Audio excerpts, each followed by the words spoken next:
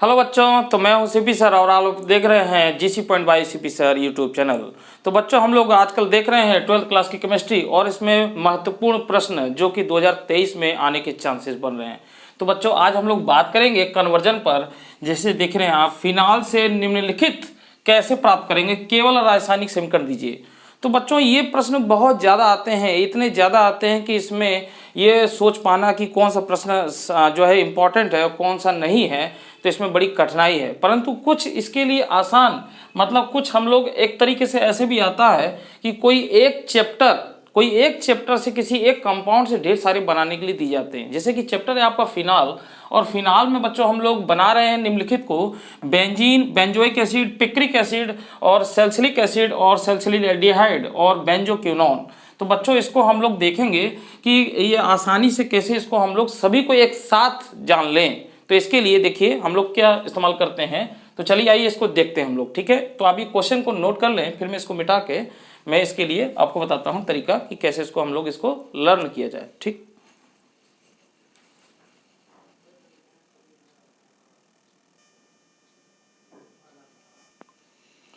हाँ, तो बच्चों देखिए, ये है आपका फिनाल। देखिए एक चार्ट है बच्चों, ये एक चार्ट है, रिएक्शन चार्ट इसे बोलते हैं, फ्लो शीट डायग्राम भी बोलते हैं। तो इसकी वजह से देखिए आप, जो आपने 6 फिनाल से देखा था, वो 6 के 6 हम इस तरीके से बनाए हैं। तो देखिए बच्चों, समझ लेते हैं। ये आपका फिनाल है, यहाँ इसको हम लोग लाल से कर देते हैं। ये आपका फिनाल है बच्चों, ये आपका फिनाल है, यानी जो हमने मेन कंपाउंड लिया है वो ये है, ठीक है बच्चों। इसको हम लोग लाल से करते हैं, चल नहीं रहा, चलिए। तो बच्चों देखिए, फिनाल यहाँ से हम लोग बनाते हैं। सबसे पहले बेंजीन देखिए कैसे बनाएंगे। तो फिनाल की क्रिया जिंक डस्ट यानी जिंक चूड़ से कराएंगे। तो बच्चों यहाँ पे ZnO बाहर हो जाएगा और H इस पे जुड़ जाएगा, तो ये बन जाएगा बेंजीन। पहला आपको मिल गया, पहला मिल गया। फिर बच्चों देखिए, उसमें दूसरा दे रहा है बेंजोइक एसिड। तो बेंजोइक एसिड हम फिनाल से डायरेक्ट नहीं बना सकते, कन्वर्जन है।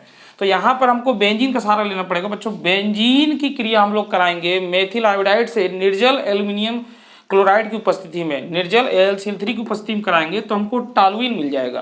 तो बच्चों ये है आपका टॉलुइन, ये आपका टॉलुइन यहाँ पर प्राप्त होता है, टॉलुइन।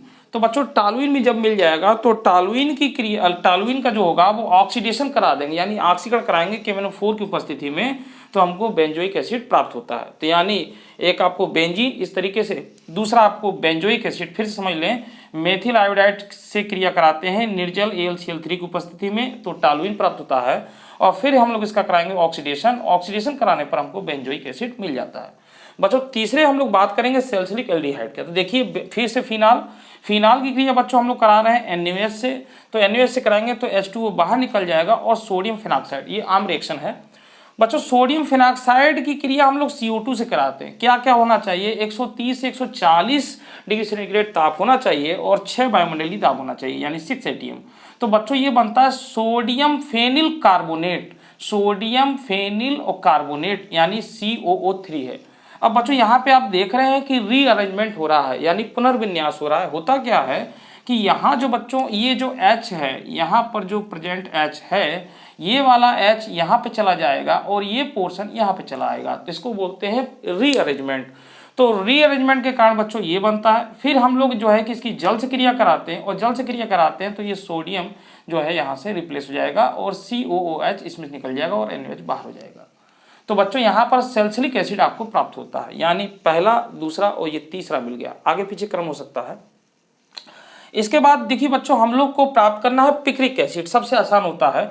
अगर फिनाल की क्रिया बच्चों हम लोग कराएं सांद्र HNO3, आप देख रहे हैं यहाँ पर सांद्र HNO3, कंसंट्रेट HNO3 और सांद्र H2SO4 लिया जाए सघुम के रूप में, तो सीधे डायरेक्ट हमको पिक्रिक एसिड प्राप्त होता है। इसको बच्चों हम लोग कहते हैं 2,4,6 ट्राई नाइट्रोफिनाल बोलते हैं, यानी इसको हम लोग TNP भी बोलते हैं, TNP। बच्चों ये दिखाई दे रहा होगा TNP, इसको TNP बोलते हैं, ट्राई नाइट्रोफिनाल। पिक्रिक एसिड भी इसका नाम होता है। तो पिक्रिक एसिड हमको इस तरीके से प्राप्त होगा कि अगर फिनाल की क्रिया डायरेक्ट ऐसे करा दें तो हमको ये TNP प्राप्त हो जाएगा। अब बच्चों आगे देखते हैं हम लोग को बेंजाक्विनोन प्राप्त होता है किस तरीके से। तो इसका ऑक्सीडेशन कराते हैं CrO2Cl2 की उपस्थिति में। तो यहाँ से बच्चों ये वाटर निकल जाता है और देखिए इस तरीके से एक ऑक्सीजन आपको ऊपर जोड़ दे देना है और एक यहाँ नीचे जोड़ दे देना है।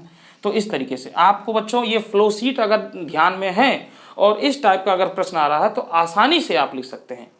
अब इसी तरीके से बच्चों अगला देख लेते हैं, अगला हम लोग देख लेते हैं। तो यहाँ पे देखिए बच्चों हमको बनाना है सैलिसिलिक एल्डिहाइड। ये आप समझ रहे होंगे कि रीमन टीमन की रिएक्शन भी है।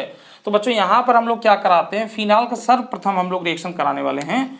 यहाँ पर हम लोग कराते हैं किससे हैं, NaOH जलीय NaOH से क्रिया कराते हैं और 60 डिग्री सेंटीग्रेड ताप होना चाहिए और क्लोरोफॉर्म होना चाहिए CHCl3। बच्चों इसकी क्रिया कराते हैं तो हमें एक मध्यवर्ती यौगिक ये प्राप्त हो रहा है। फिर इसकी क्रिया हमें NaOH से कराते हैं। तो जब NaOH से कराते हैं तो यहाँ से बच्चों ये आपका दोनों Cl रिमूव हो जाएगा। ठीक है, मैग्नीशियम में हमने डिटेल से देखा था, यहाँ पे हम लोग शॉर्ट में देख रहे हैं इसको। तो यहाँ से दोनों Cl रिमूव हो जाएगा और आपका ये बन जाएगा, यानी इसमें एल्डिहाइड ग्रुप आर्थो पर प्रवेश कर जाता है। अब बच्चों इसकी जल से जब क्रिया करा देंगे अम्लीय माध्यम में तो यहाँ से सोडियम रिमूव हो जाएगा और यहाँ पर H लग जाएगा और आपको ये मिल जाएगा सैलिसिलिक एल्डिहाइड। तो बच्चों इस चार्ट की सहायता से आप इसको आसानी से मन में रख सकते हैं, इसको समझ सकते हैं। आपका इस तरीके से क्वेश्चन आ सकता है। ठीक है, तो बच्चों इस तरीके से आप देख रहे हैं कि फिनाल से आपने इतने कंपाउंड बना लिए। यही नहीं, इसी तरीके से बच्चों एसिटिक एसिड से और एल्कोहल से और तमाम तरीके के रिएक्शन होते हैं। इसी तरीके से चार्ट की सहायता से आसानी से हम सीख सकते हैं। यानी जो हम लोग एक एक लाइन लिख करके पढ़ते हैं, रटते हैं, उसको हम लोग इस तरीके से सीख सकते हैं। अब इनका जो डिटेल है बच्चों, इनका अगर डिटेल जानना है तो इनकी मैकेनिज्म को जानना पड़ता है। तो मैंने इनकी रिएक्शन को बता रखा है और रिएक्शन में मैकेनिज्म को भी मैंने कुछ हद तक बताया है। इंटर में मैकेनिज्म बहुत कम है, तो हम लोग जो है BSc में काफ़ी होती है, मगर फिर भी कुछ रिएक्शन की मैकेनिज्म इंटर में दी गई है, तो उसको डिटेल से समझ सकते हैं कि कहाँ पर कैसे निकल रहा है। फिलहाल आपको यहाँ पर केवल करना है और रासायनिक समीकरण देना है, लिखना कुछ भी नहीं है बच्चों। तो अगर आपके ये फ्लोशीट डायग्राम अगर मन में ये छप गया बच्चों तो ये पेपर में भी छप ही जाएगा। मतलब पेपर में आपको जो है कि क्रम से बनाना है, लिखना उसके बारे में। तो आप एक एक रिएक्शन उठाते जाइए और ऐसे करते चले जाइए। ठीक है बच्चों, तो बच्चों आपकी PDF फाइल तैयार हो गई है और मैंने उसको सुबह ही 10 बजे अपलोड कर दिया है। यानी जो आपको वीडियो कल प्राप्त हुआ था जिसमें कि मैंने क्लोरीन के रिएक्शन बताए थे और ऑक्सीकारक गुण की भी मैंने कुछ ट्रिक टाइप का बताया था कि ताकि आप उसको आसानी से सीख पाएँ, उसी में आपकी PDF फाइल अपलोड है। तो आप डिस्क्रिप्शन बॉक्स में जाकर वहाँ पर उसको जो है कि क्लिक कर कर वहाँ से PDF फाइल को प्राप्त कर सकते हैं। और मैंने उसमें PDF फाइल में बच्चों जो है कि अपनी सोच समझ करके मैंने कुछ क्वेश्चन को रखा है, मगर उसका अर्थ ये नहीं है कि आप उसी पर टिक जाएं और केवल उन्हीं को पढ़कर जाएं, क्योंकि ये आपकी भविष्य का सवाल है। वो क्वेश्चन एक गैस आधारित है, यानी एक अनुमानित क्वेश्चन है। मैंने अपने सोच पर वो क्वेश्चन को रखा है। हाँ बच्चों, इसी सोच पर मैंने फिजिक्स रखा था। फिजिक्स में क्वेश्चन काफ़ी फंस गए हैं, बहुत ज़्यादा क्वेश्चन फंस गए हैं, 5 नंबर में, 3 नंबर में, 2 नंबर में। इसका मतलब ये नहीं कि आप इसको भी उसी तरीके से सोच लें और केवल इतना ही पढ़ के जाएं। आप पूरी संपूर्ण किताब से पढ़ें तो वही अच्छा होता है। वैसे भी केमिस्ट्री में बच्चों कहीं से भी आ सकता है, केमिस्ट्री में इंपॉर्टेंट नहीं होता। बच्चों के कहने पे मैंने क्वेश्चनों को रखा है, नहीं तो हम पूरी किताब से ही पढ़ाते हैं और समझाते हैं।